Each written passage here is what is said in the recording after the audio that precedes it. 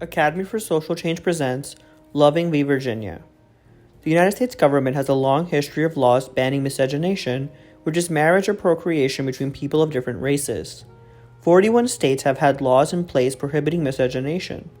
The Supreme Court had a history of upholding these bans. In Pace v. Alabama in 1883, the court upheld anti-miscegenation laws since they impacted blacks and whites equally. These laws persisted in many states through the 1950s.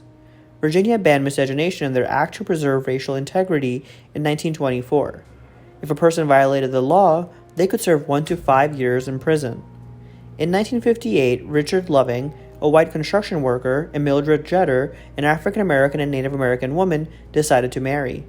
The longtime friends and Virginia natives went to Washington, D.C., where interracial marriage was legal, and tied the knot. The couple returned to their Virginia home and 5 weeks later awoke to a local sheriff knocking down their door at 2 o'clock in the morning. Richard and Mildred were arrested and charged with violating Virginia law.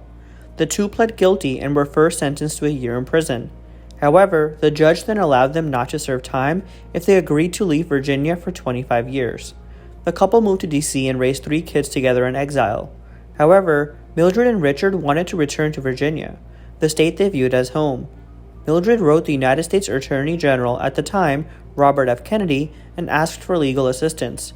Kennedy referred Mildred to the American Civil Liberties Union, or ACLU, and the organization agreed to represent them in court. The attorneys from the ACLU argued that the law was a violation of the 14th Amendment of the Constitution, which insists that all citizens have due process and equal protection under the law. The man who represented Virginia, Robert McIlwain III, compared the state statute to laws against incest and polygamy. The case rose to the Supreme Court, and the justices had to decide if the anti-miscegenation law in Virginia violated the 14th Amendment. In a unanimous decision, the court found anti-miscegenation laws as violations of both the Equal Protection Clause and the Due Process Clause of the 14th Amendment. In the opinion for the court, Chief Justice Earl Warren wrote that distinctions based on race faced rigid scrutiny. Since the Virginia law had no legitimate purpose other than discrimination, it was struck down. Justice Warren did not stop there. The court also struck down all laws banning interracial marriage in the 16 states still using them. Justice Warren stated that the freedom to marry or not marry resides in the individual and applauded the institution of marriage as one of our basic civil rights and fundamental to survival. Warren stated that denial of this essential freedom based on race is subversive to the principle of equality at the heart of the 14th Amendment. After the ruling, Mr. and Mrs. Loving returned to Virginia with their 3 children. Sadly, 6 years later, Richard Loving was killed by a drunk driver in 1975. Mildred survived the car crash and lived to see her grandchildren, ultimately passing in 2008. June 12th, the date of the Loving decision, is known as Loving Day and is meant to be a day of celebration for interracial partners and families. Loving is often hailed as a landmark case in the civil rights era. The decision was a defeat for segregationists and Jim Crow law proponents.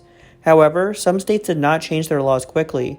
Alabama did not change its law regarding anti-miscegenation until 2000. Today, the perspective around interracial relationships is changing. While in the 90s, over 60% of white people said they would be opposed to a relative marrying a black person, that number as of 2017 had shrunk to 14%. The number of interracial marriages has also increased drastically, growing from being around 3% of marriages in 1967 to being over 16% of U.S. marriages today. The Loving decision paved the way for the law to view other marriages as valid under the law. The decision was cited in the 2015 case Obergefell v. Hodges when the Supreme Court legalized same-sex marriage across the nation. Now it's your time to think further. Are you surprised at how recent this case was in terms of American history? Why do you think interracial marriage is commonplace today but was illegal in many states barely 50 years ago?